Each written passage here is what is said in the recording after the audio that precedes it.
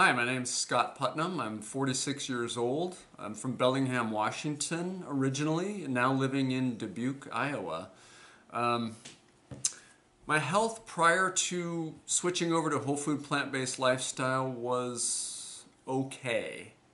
Wasn't horrible, wasn't great. I was kind of in that middle range where I think a lot of people fall into, where they know they need to lose some weight, they'd like to feel a little better, but there's nothing really pressing right now that says do it now.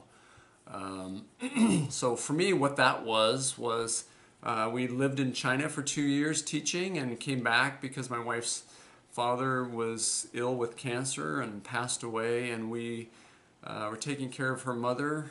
We moved in to take care of her mother who has Alzheimer's disease, and really started doing some soul searching about what does it mean to be healthy? How do we prevent this? My father died at 53 of cancer. Her father died of cancer. So how do we avoid that? What information do we need? What are we missing? So did a pretty good search. I mean, I've tried different diets and things, but really wanted to see what does it feel like to be healthy.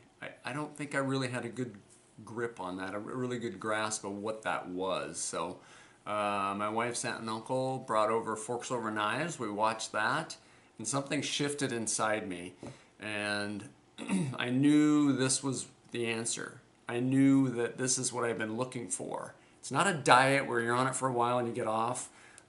It is a lifestyle.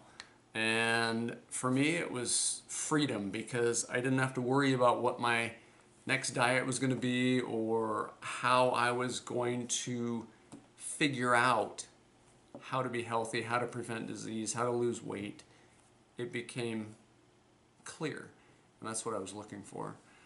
The nutritional approach to health, mainly once we saw the film, started digging around to lots of books, read Dr. Campbell's The China Study, read a bunch of stuff by Dr. Bernard, Dr. Greger, several other doctors that are the pioneers in whole food plant-based nutrition, certainly Dr. Esselstyn and his work at the Cleveland Clinic.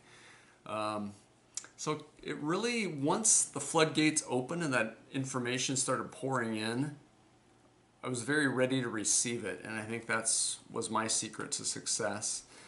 I was willing to try it mainly because I knew it was time. I knew it was time for me to do this. I'd been putting it off for long enough, and there was a shift inside me that said, now is your time to do this. You can get away with eating like crap for a while, but eventually it's going to catch up with you. And I think I was right at the beginning point of that, as I got a pretty good wake-up call from a doctor at one of my physicals just saying, "You're obese." I'm like, who are you talking to? Me? So that was, and then we talked about some of the other biometrics, and it's like, whoa. So it was really a wake-up call for me, and the timing was perfect. Challenges, frustrations along the way, it's a time thing, really. It takes time to prepare food that's healthy, that's good for you, and cooking at home is new for me, kind of.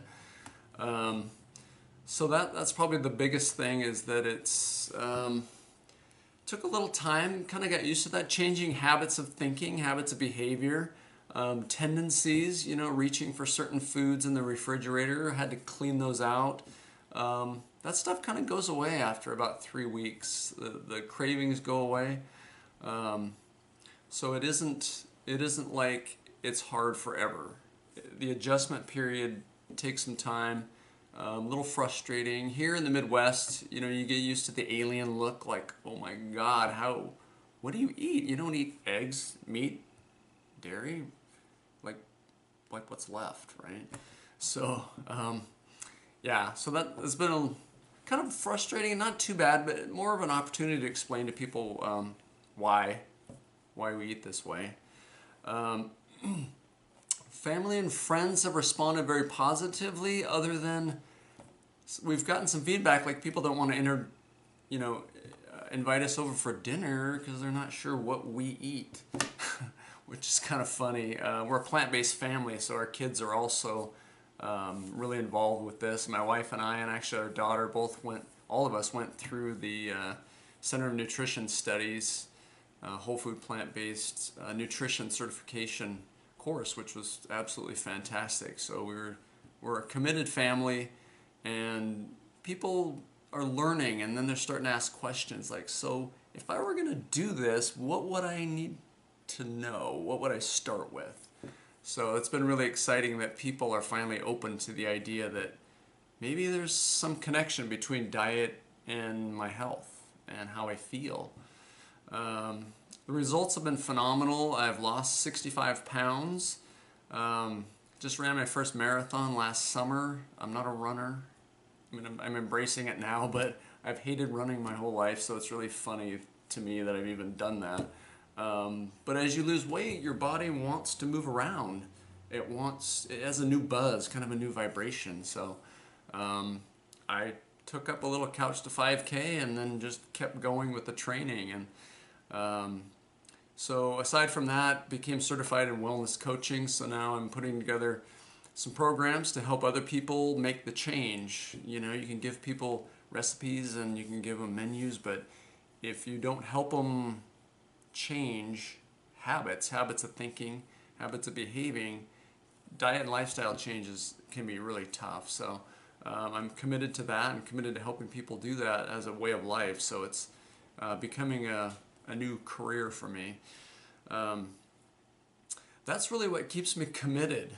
The way I feel and the way I think and the reaction from other people that I talk to tells me that this is what I'm supposed to be doing with my life, helping other people get healthy, take responsibility, and take action to help themselves. You know, I think there's a really, really fundamental connection between what we eat and how healthy we are. A lot of people think genes. You know, my father, grandfather, and his grandfather, they all had heart disease. It's really not probably anything wrong with their heart. It's more the bacon, the double cheeseburgers, the French fries. We learn to eat from our parents. And so if I can help teach the world to eat better, I guess I will have done my job. Thanks for listening.